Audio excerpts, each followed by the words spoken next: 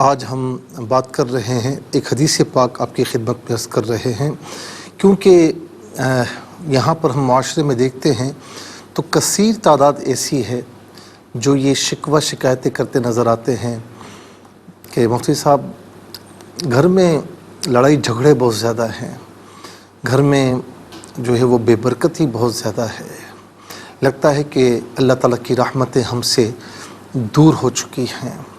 تو اس کا ایک بہت بڑا سبب اور اسباب بھی ہیں، لیکن ایک بہت بڑا سبب یہ ہے ناظرین کہ ہم نے گھر میں قرآن کریم کی تلاوت چھوڑ دی ہے۔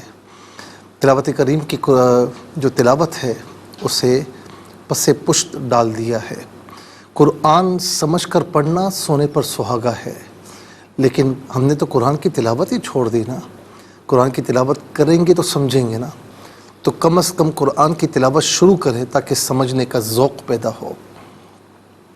روایت ہے کہ ان البیت الذی لا یتلی فیہ کتاب اللہ قل خیر ضاقت اہل خرجت منہ الملائکہ۔ اللہ اکبر۔ اور پھر فرمائے کہ وحضرت الشیاطین، کہ بے شک جس گھر میں اللہ کی کتاب کو تلاوت نہیں کیا جاتا تو 4 نحوستیں اس گھر میں ہو جاتی ہیں۔ نمبر 1، قل خیر، خیر برکتیں کم ہوتی چلی جاتی ہیں حتیٰ کہ ختم ہو جاتی ہیں۔ نمبر 2، ضاقت اہل، گھر والوں کے دل آپس میں تنگی کا شکار ہو جاتے ہیں۔ کہتے ہیں نا کچھ لوگ کہ ہم گھر کے باہر بالکل صحیح ہوتے ہیں لیکن گھر کے اندر آتے ہیں تو دل تنگ ہونا شروع ہو جاتا ہے، لڑائی جھگڑے شروع ہو جاتے ہیں۔ تو ضاقت اہل، تو گھر والوں کے دل آپس میں تنگ ہو جاتے ہیں۔ خرجت منہ الملائکہ، تیسری چیز ملائکہ وہاں سے نکل جاتے ہیں۔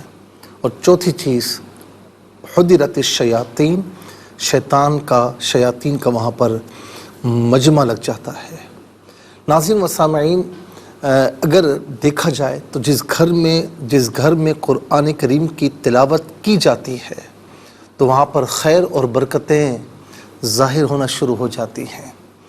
گھر والوں کے دل آپس میں تنگ نہیں ہوتے بلکہ ایک دوسرے کو دیکھ کر خوش ہو جاتے ہیں۔ جس گھر میں قرآن کریم کی تلاوت کی جائے تو وہاں پر رحمت والے فرشتوں کا ہجوم رہتا ہے۔ جس گھر میں قرآن کریم کی تلاوت کی جائے تو وہاں پر شیاطین نہیں آ سکتے۔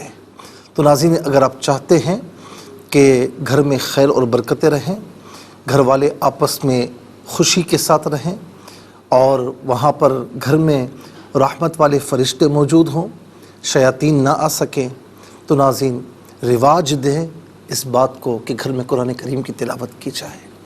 ناظرین و سامعین، اور دوسری چیز، حضور نبی کریم علیہ السلام سے کسی نے پوچھا یا رسول اللہ اسلام کی بہترین چیز بتائیں، تو فرمایا کہ افش السلام و اطعم الطعام، سلام کو عام کر اور بھوکوں کو کھانا کھلا۔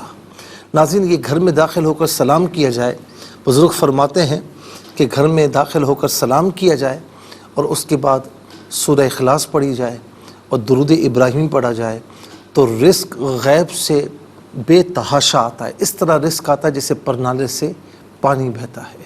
تو کر کے دیکھیے گا انشاءاللہ، اللہ تعالیٰ بہت برکتیں آپ کو عطا فرمائے۔